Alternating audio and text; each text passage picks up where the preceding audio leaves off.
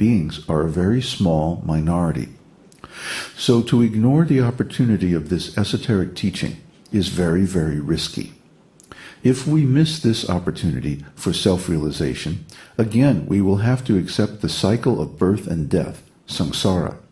And not only that, if we do not fulfill the mission of life in this creation, then after annihilation of the creation, we will have to stay suspended within the body of Lord Mahavishnu for millions and trillions of years. And again, we will have to come to this material world to suffer. So therefore it is called Anadi Karma Phale. Anadi means before the creation. This karmic cycle of birth and death is going on even from before this material creation, from before the beginning of time. So you cannot know all the intricacies of your karma. Some people think it is very impressive to remember one's past life. Even accepting that this is possible for them, then what about the past lives extending back even before this universe was created, before the beginning of time? How can you understand those trillions of years and millions of births? It is not possible for any human being. It is beyond the capacity of human intelligence. But Kṛṣṇa knows, and he remembers everything from all those lives. And to teach the befooled living entities, Kṛṣṇa personally comes to this material world and speaks Bhagavad-gita. Kṛṣṇa is very much anxious to take us back to home, back to Godhead, because we are part and parcel of Kṛṣṇa. We are his children. Suppose your son is loitering on the street. Are you not anxious? Oh, there may be some accident and the poor boy would be killed. So you go, try to find him and bring him safely home.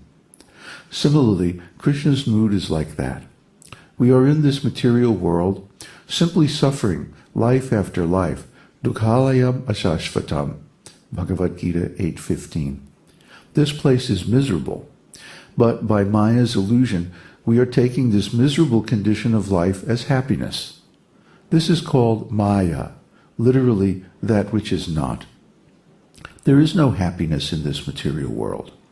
Compared to our real existence in the spiritual world, everything here is miserable.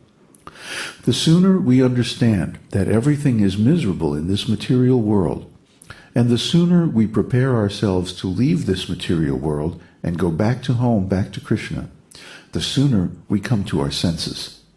Otherwise, whatever we are doing, we are simply being defeated because we are missing the real aim of human life. Nate vidu svarta gatim hi Vishnum. Srimad Bhagavatam 7.5.31. Durashaya. We are hoping against hope. It will never be fulfilled. But we are trying to adjust things here to become happy without God.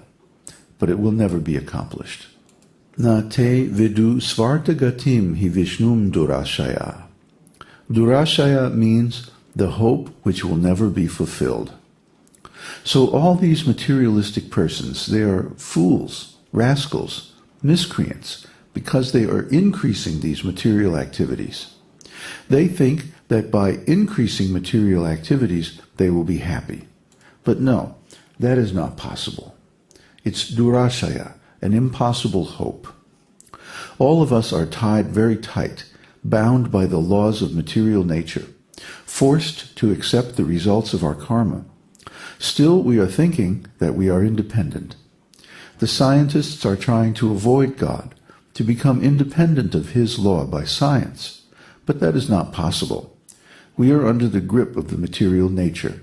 The material nature means the agent of Kṛṣṇa. So we are always in perplexity like Arjuna, thinking what to do or what not to do. But we can transcend this difficulty if we accept the principle of the esoteric teaching that we must act only for Kṛṣṇa's service. So take direction from Kṛṣṇa through Kṛṣṇa's representative and do it. Then there is no more bondage to the law of karma. Otherwise, we are bound by the reaction of every act, and we cannot get out. So Arjuna's perplexity, whether I shall fight or not fight, is resolved by fighting for Kṛṣṇa. Then it is all right. Just like Hanuman fought for Lord Ramachandra, he did not fight for himself. So we should understand the policy of all these materialistic persons. They are trying to enjoy God's property without his permission. Therefore, as long as there are people who are breaking the law of God, there will always be fighting and war in this material world. It must be there, because the karma of those who are breaking God's law demands it. So, just like in the Bible, in the Old Testament, God's law is stated as an eye for an eye, a tooth for a tooth. Now, of course, the politicians use this as a justification for different kinds of attacks and warfare and things like that, but actually, it's a statement of the law of karma. Whatever we do to others, good or bad, returns to us, and we have to accept it. Why? Because it's the law of karma. It's a natural law. Just like this morning, the rain is coming down. Maybe you could hear it in the background. It was raining very strong just a few minutes ago. Nobody can do anything about it. If it's going to rain hard, there's nothing we can do. We just have to deal with it, tolerate it, accept it. So the same is true of our karma. There's no way that we can get out of karma. No adjustment of scientific principles or gadgets or different political arrangements or economic development or anything like this is going to stop or change our karma one little bit. We have to accept the law of karma and its results because it's a natural law, like gravity. Nobody can get around it. We have to deal with it. Therefore, the only way out of this entanglement of the law of karma in this material world is by worshiping Kṛṣṇa. And worshiping Kṛṣṇa, just going in the temple and doing some ritual, is not enough. That's only the beginning. Really, we need to dedicate all of our activities to Kṛṣṇa. And then, whatever we do is without karmic reaction. This is such a simple idea that when we work for ourselves, we have to take the reaction. When we work for Kṛṣṇa, then there is no reaction, because Kṛṣṇa is the director of this material law. He's the predominator of material nature. He's the creator of this material world. So he is not subject to its laws, and if he likes, he can exempt us from those laws as well. So that doesn't mean we can do anything we like. We have to follow Kṛṣṇa's instructions.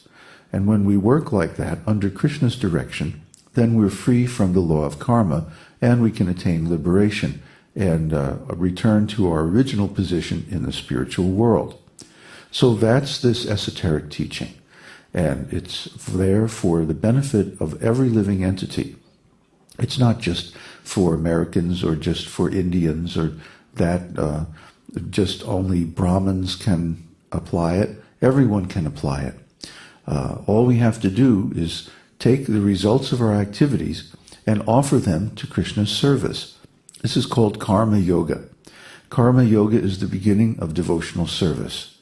But devotional service can be almost any activity, provided it's done in a way that's pleasing for Kṛṣṇa. So whatever we do in this life, if we offer it to Kṛṣṇa, that becomes our perfection. And that can take us back to home, back to the spiritual world, where we can exist eternally in our perfect bodies.